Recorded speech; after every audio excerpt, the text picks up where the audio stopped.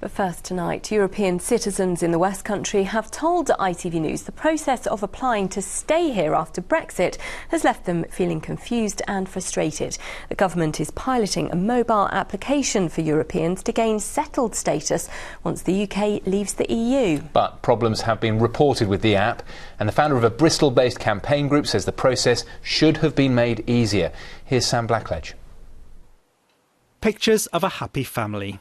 But like more than 3 million Europeans living in the UK, they are facing an uncertain future. I have been in England for 13 and a half years, my husband almost 13 years. We've got 2 kids, they've got both British passports. We've always lived here, always worked here. So as far as I'm concerned, I feel we're established members of the community, so we would expect to be treated like anyone else. In order to stay here after Brexit, most EU nationals must demonstrate their right to work, healthcare and benefits using a specially designed mobile app.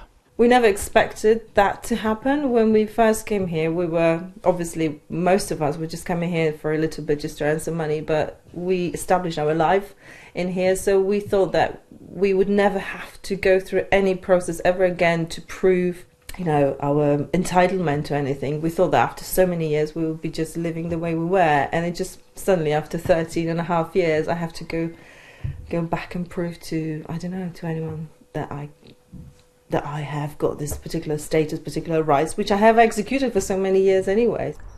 The government is facing growing criticism due to problems with the technology. The app is still in testing mode and only available on Android devices and not on iPhones. Campaigners say this is making things unnecessarily difficult. Nobody anticipated the complexity. However, it was in the Home Office and in the government's gift to make this process much easier for EU citizens.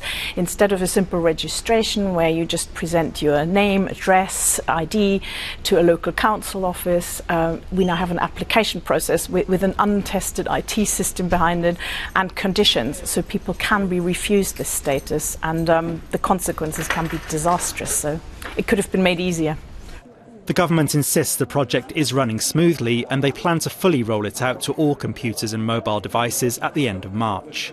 But for people like Aga, questions still remain. I understand that it's quite a difficult situation for everyone, all the British people, because you don't know what you're going to get, what sort of deal you're going to get and how life is going to change. But for us it's also the main question, like what sort of status will we have? Will we be as equal as everyone else, or will we have any special requirements to meet? So yeah, lots of worries really. Aga Kowalska ending that report. Well, we can now join Sam Blackledge in our newsroom. So Sam, how has the government responded to these concerns?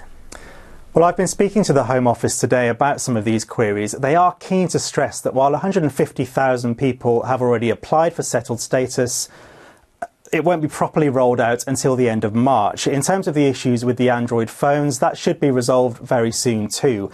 When all of this goes live, the plan is to make it available to all laptops, tablets and mobile devices. So it is a very frustrating time for all those EU nationals who just want to get their settlement status sorted as soon as possible. We're now less than a week away from the next meaningful vote on Brexit in Parliament, and just 23 days until the UK is due to leave the European Union. Well, it feels like we say this every time we speak about Brexit at the moment, but we really will just have to wait and see what happens next. Sam Blackledge, thank you.